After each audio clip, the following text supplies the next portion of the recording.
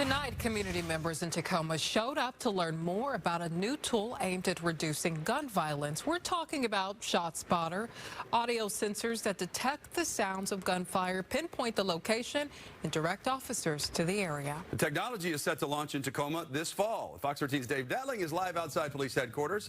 Dave, the technology is going to be set up in a neighborhood that is no stranger to a high crime rate. So can you tell us more about the reaction you got tonight and which one that is? Yeah, absolutely. Well, the people that will see that new technology are those who live in the Hosmer Street area. We're told these devices will launch, like you said, in the fall. Police telling us this will help quicken response times and also hopefully cut down and reduce gun violence as they work to solve these violent crimes. I'm looking at retirement in 7 years. John Brown will tell you what it's like to live in Tacoma's Hosmer area. It's, put it mildly, a turkey shoot. He says he can't deny or escape the gun violence he sees. I got to go to a funeral this weekend from a young man that was shot by a 15-year-old multiple times.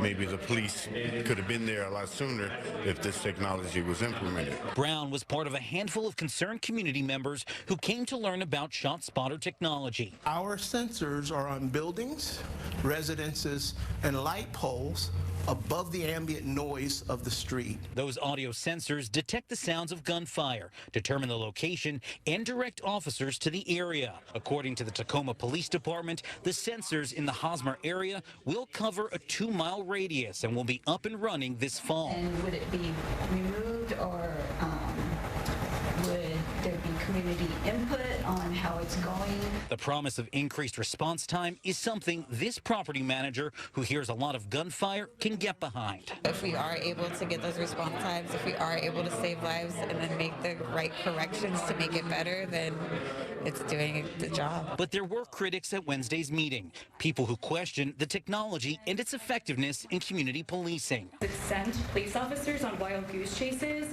and made escalating encounters with citizens when the technology did not get it right, and even when it did get it right. So my question is, have you studied the research on this? And if not, why are you not listening to leading voices in police reform? To that, TPD Captain of Community Policing responded. My logical thinking tells me, well, if it's good for them, perhaps it could be good for Tacoma. I'm not saying it will be in the future, but I think my message, the way I feel about it, I think it's worth a try. And I think it's worth giving it a fair shot to see if it will help our community.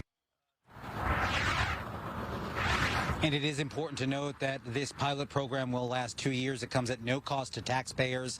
It is being funded by grant money. Meantime, there will be a dashboard that the public can access to gauge and judge the effectiveness of this ShotSpotter technology. It will be up and running and available through Tacoma Police's website. We're live in Tacoma tonight. Dave Detling, Fox 13 News.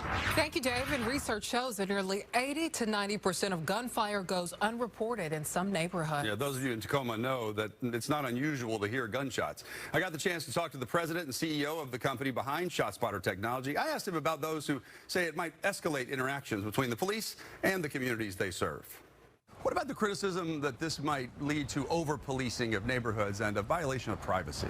Yeah, so it's the exact opposite. In fact, ShotSpotter is bringing cops to dots when they need to be there, because if police aren't responding to criminal gunfire, I'm not sure what they should be doing in a community.